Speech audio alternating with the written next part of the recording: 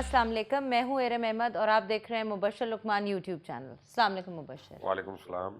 क्या हाल है आपका? मैं अल्लाह का शुक्र है अल्हम्दुलिल्लाह। ठीक ठाक हैं? चलें, माशाल्लाह। आपसे हमने पहले एक दो वीडियोस की बातें करनी है जो बड़ी वायरल हुई हैं। सबसे पहली वीडियो कोई एक मदरसे की वीडियो है एक बच्चे को लेकर, और जिसके बाद जो वफाकुल मदरसाज ने उस मदरसे को डिसबैंड कर दिया। वफाकुल मदारिस ने मदारस ने अब बेतुकी बात है, मैं आपको रीज़न बताता जी। हूँ। ये जामिया मंजूरुल इस्लामिया का वाक़या, ये कैंट सदर में ये मदरसा वाक़या। पीर सैफुल्लाह खालिद साहब अब तो ज़िंदा नहीं है, लेकिन वो इसके मोहतमिम थे। अच्छा, इस मदरसे का एक बैकग्राउंड है कि इस मदरसे के ऊपर बड़ा इल्ज़ाम लगा था, MI6 वगैरह यहाँ पे आ गए थे चेक करने कि जब लंदन बॉम्बिंग्स हुई थी तो उनका तो दोनों बॉम्बर्स जो हैं वो यहाँ से अपना इन्फ्लुएंस होके गए। ओके।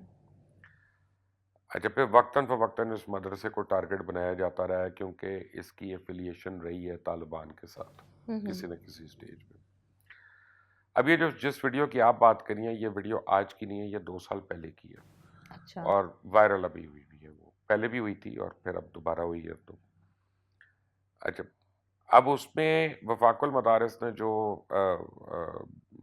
आप समझे गलत बात की है कि आपने एकदम पूरे मदरसे को बैन कर दिया और आपने कह दिया कि जी ये इसका हम एग्ज़ाम नहीं लेंगे।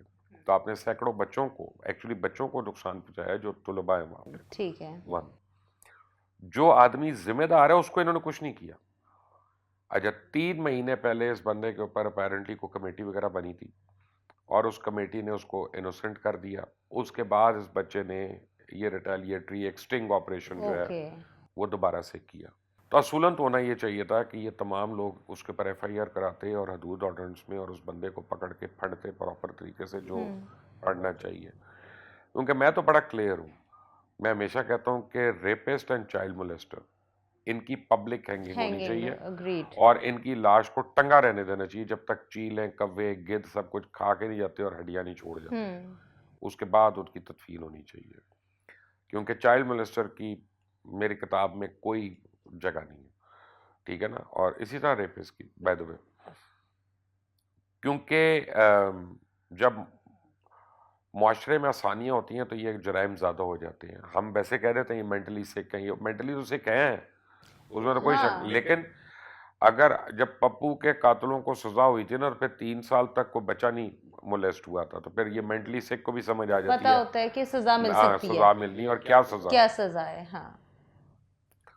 तो मेरा ख्याल है कि वफाकुल मदारिस शुड एक्ट सेंसिबली, उस बंदे को पाबंद सलासल करें, मदरसे को बैन ना करें ठीक है। या मदरसे को ना हटाएं। जामिया मंजूरुल इस्लामिया जो है एक बड़ा, आई मीन हमारे स्कूल्स में ये वाक़यात हो जाते हैं। इसका ये मतलब थोड़ी कि स्कूल बंद कर बंद दें। कर दें। जहाज क्रैश हो गया तो इसका ये मतलब थोड़ी है कि आप पूरी एविएशन को बंद कर देते हैं। आप उसके जो जिम्मेदार हैं उनको सजा देते उनको हैं सजा दें और रिफॉर्म्स whatever। लेकर आएं ताकि आगे इस तरह के सो ये वाकयात ना मेरा पॉइंट ऑफ व्यू है इस, और ये बड़ी कॉमन प्रैक्टिस है हमारे मुल्क में। ये को पहली बार ही नहीं हुआ और ये आखिरी, जब तक सजा नहीं देंगे ना, ये आखिरी बार भी नहीं होगा। सजा की बात से हम आगे चलते हैं। असेंबली की वीडियो निकली हुई है और जिसमें जो कोई सजा नहीं मिलेगी उसमें, हुल्लड़बाजी हुई है और जो बेहुदा गुफ्तगू हुई है वो नाकाबिले बर्दाश्त है। देखिए जी, सबसे पहली बात तो यह है कि जिन्होंने वो हुल्लड़बाजी की उनके वालिदैन अगर जिंदा हैं, देख रहे होंगे, तो उनको बड़ा फख्र होगा अपनी औलादों पे कि माशाल्लाह क्या नाम कमा रहे हैं, क्या तरबियत हुई है। और उसके बाद जो उस बदतमीजी और हुल्लड़बाजी के ऊपर खुश हो रहे हैं और फख्र कर रहे हैं, उनके वालिदैन को मज़ीद तहनीती पैगामात हमें देने चाहिए और उनको मुबारकबाद देनी चाहिए। लेकिन हमें ये पता चल गया कि हमारे मुल्क की भाग दौड़ जो है वो किन लोगों के हाथों में, जो अपने ऐवान को सही नहीं रख सकते, वो इस मुल्क का क्या असर करेंगे।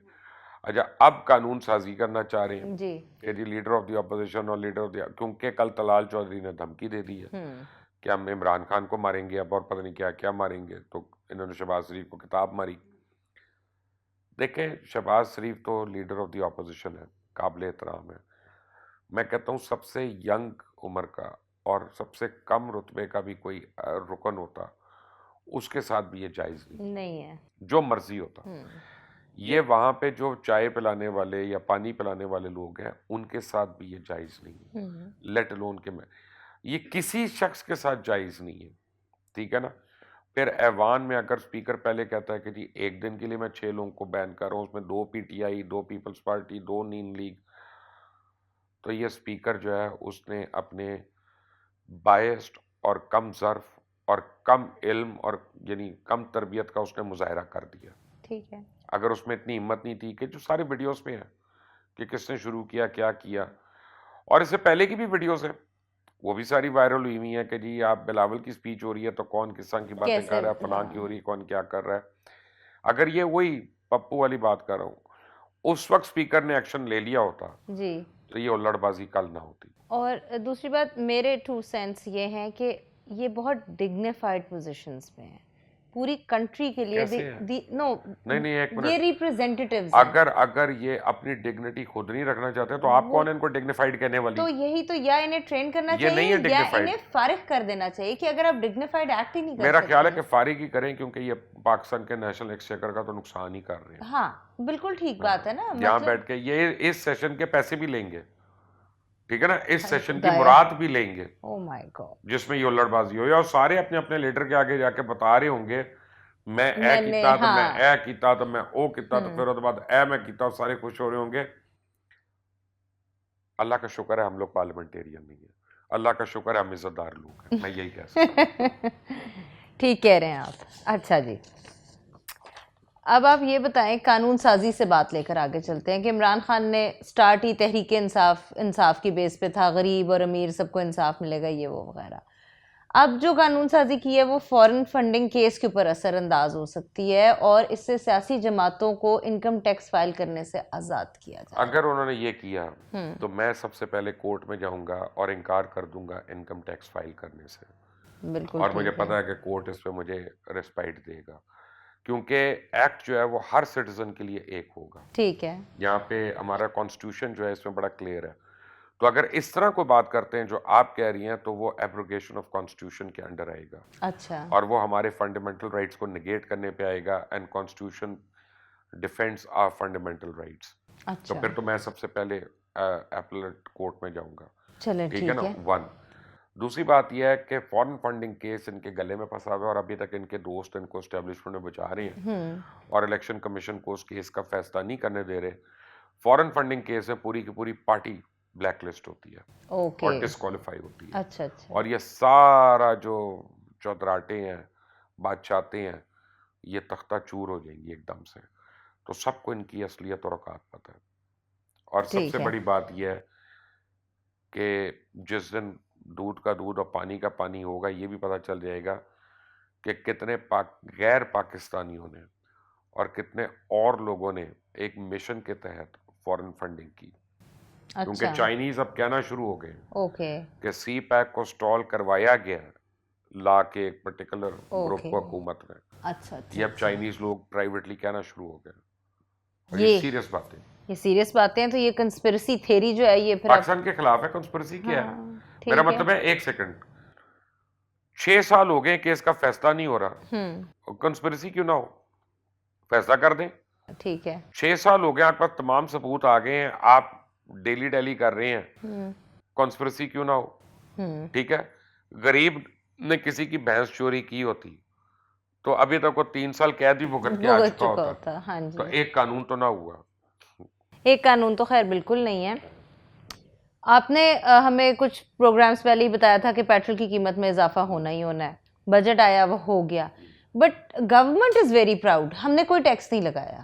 تو پھر وہ کیوں اضافے بھی ہو گئے ہیں اور چیزوں کی قیمتیں بھی بڑھ گئی ہیں؟ میں نے آپ کو ایک بات کی تھی کہ اب گوئبلز مینٹیلٹی آ گئی ہے کہ اتنا جھوٹ بولو اتنا جھوٹ بولو کہ وہ سچ لگے. اچھا ٹھیک ہے. ٹھیک ہے نا.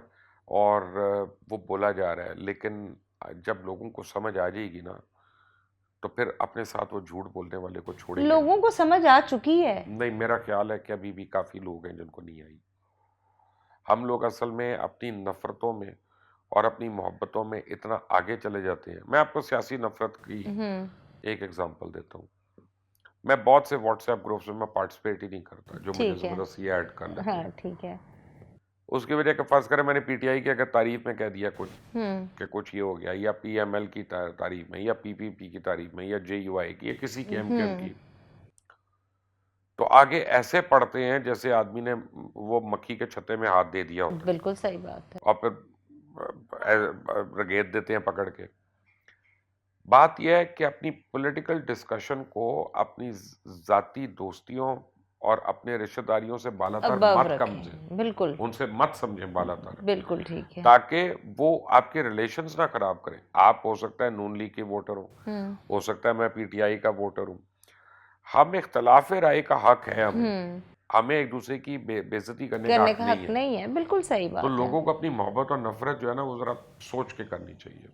وہ تو ٹھیک ہو گئی. اتنی اگر اپنی اولادوں سے اور اپنی ماں باپ سے کر لیں نا محبت تو جنتی ہوں سارے کے سارے.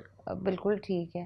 لیکن مجھے صرف اس کویشچن کا آنسر یہ پتا ہے کہ اگر میں وہ جتنا مرضی کہیں ٹیکس لگائیں یا نہیں لگائے، میں جس وقت چیزیں خریدنے جاتی ہوں تو وہ پہلے سے مہنگی آتی ہیں. ہاں سو دیٹ مینس کہ آف کورس ٹیکس ہی ٹیکس ہے، انڈائریکٹ ہاں ٹیکسیشن تو میرے خیال ہے اس ملک سے زیادہ کہیں ہے ہی نہیں. کہیں ہے ہی نہیں، اور وہ ڈیلی بیسس پہ بڑھتی ہی چلا جاتا ہے. وہ بجٹ کا انتظار کرنے کی اور ایک ضرورت بھی ہی نہیں نہیں ہے. ایک بھی نہیں. بالکل. Thank you so much for all your facts and figures that you provided us.